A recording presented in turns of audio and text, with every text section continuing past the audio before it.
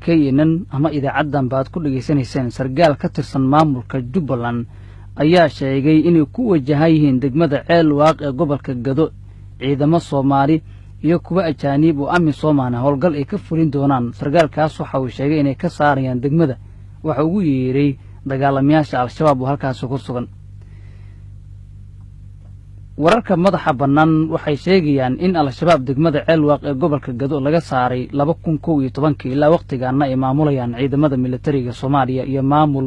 deegaanka ka tirsan ama deegaanka maamula oo gobolka Gado maamulkooda hoos yimaada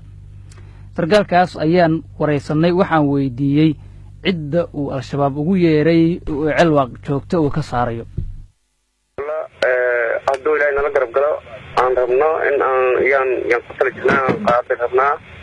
sida hadda noogu weyn degmooyinka degmooyin ka mid ah sida Ceelwaaqyo kale ama Cilada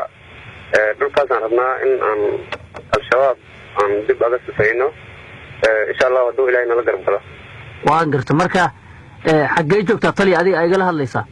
walaal macna waxaan hadda aan ku suganahay meesha la yiraahdo diis iyo meesha la yiraahdo Dhobley dhaxdooda al-shabaab ma waxay joogaan Cilada meesha la yiraahdo iyo Ceelwaaq iyo degmooyin kale gobolka Gado ka tirsan goobo badan sida hadda dharcada dad ay ku meel ay ku leeyihiin ay joogaan way jiraan goobo ayaga ay si qaas u xukumaan oo amniyadooda iyo militarigooda iyo talishadooda ay xadar ku yihiin way jiraan sida Cilada kale waaya marka Ceelwaaq hadaan ka bilaabo iiga sheeg xagee ka jooga Ceelwaaq xaafada ama degmada meesha ka degan yahay al-shabaab waa intee sida runta Ceelwaaq iyada iyo sir markada Ceelqalo Kenya xagga marka laga saaro degmada Ceelwaaq way sir tahay oo hadda xaafadada zaid oo sida malahan laakiin goob ay ku sugneen sida masaajidada meelaha suuqa dhexdiisa xaafadaha goob ay ku sugneen ayagoo dharcada ma jirto waana imaadaan oo ayagoo military oo gaadiid u tahay sida qalabkii imaadaan habeenii maalin xirxisaan badanaan habeenkii sida qalabkii imaadaan waxaan rabaa inaan kala saarno markii la yiraahdo howlgal ayaan qaadaynayo al-shabaab ayaan ka xoreynaynaa Ceelwaaq micnaheedu waxa weeye degmadu dhan iyaga gacanta ku haysta markii la yiraahdana baaritaan baan sameeynaa al-shabaab baan kula dagaalamayna degmada xaafada ay ka joogaan ay dad ku dilaan ama ay soo galaan laba macnay kala yeelanaysa ma waxaad qaadaysaan howlgal oo Ceelwaaq al-shabaab ku ogtiin baad ka saaraysaan mise baaritaanna sameynaysaano raggii baa ka raadinaysaan xaafadaha iyo magaalada gudaheeda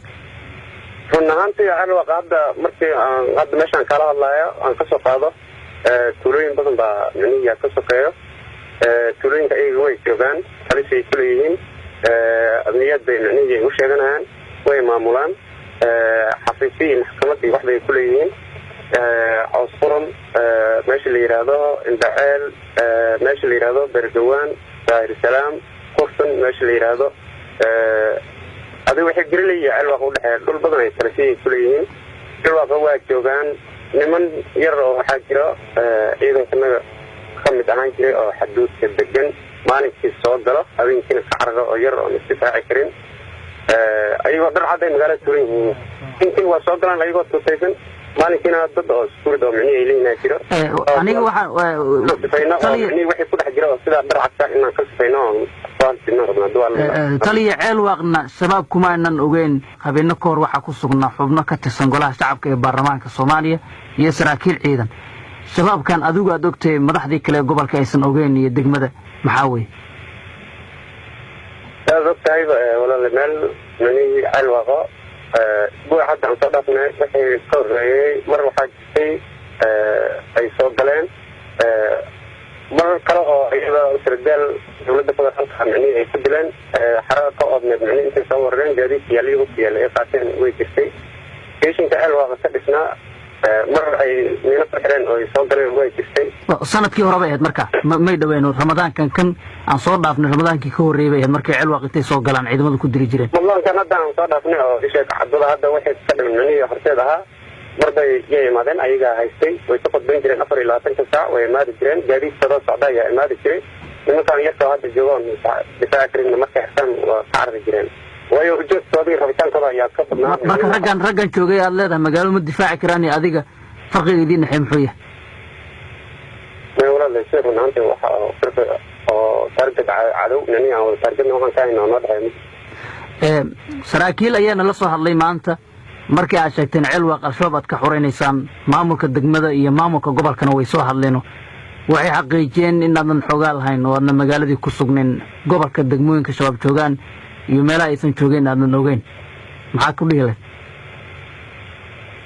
runtii horta cilwaaq hadda nimankan kuu sheegaya waa niman ciidanka jubbaland ka mid ah ciidankanaga guud ahaan cilwaaq iyo micnihii agu beriley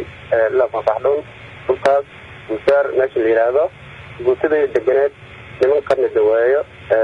nimanka hadda joogo oo hadda ku sugan niman hadda meel kale ka imaada maahan wax sirka oo noo dhexeeya oo kala ma jirto hadafkanagan isku koo weeyo cid kale oo hadda saaka aan al-shabaabkaas iyo ayaga aan ahayn oo micnihii hadda soo kusoo korintoon ogsanayna ma jirto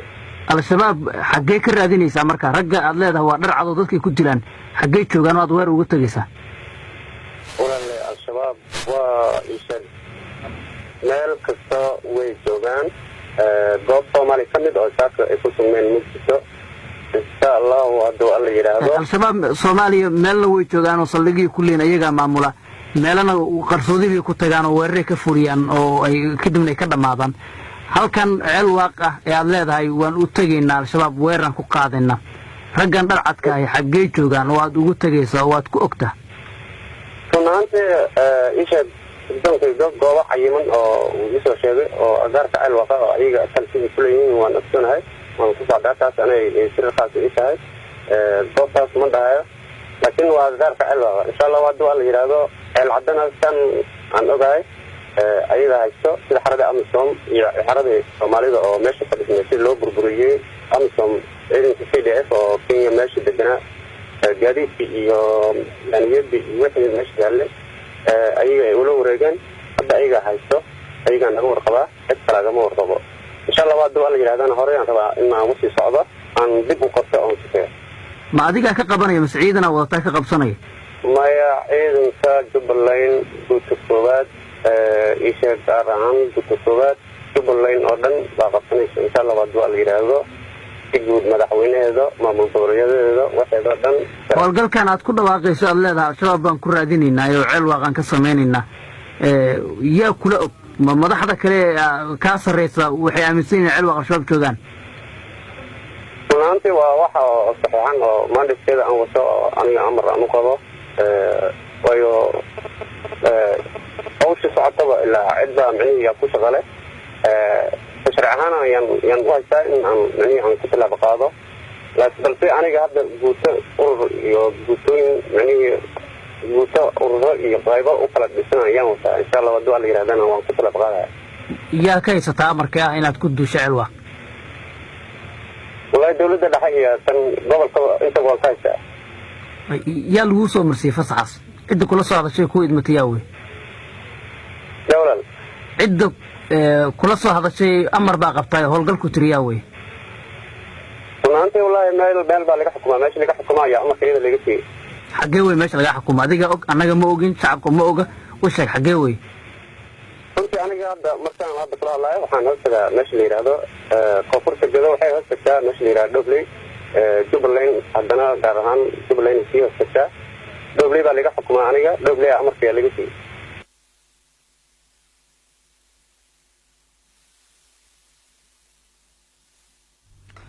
kaasi wuxuu ahaa maxamed cabdullaahi deerow oo sheegay inuu ka mid yahay saraakiisha maamulka jubbaland faahfaahin wuxuu ka bixinayay cilwaaq warar ku saabsan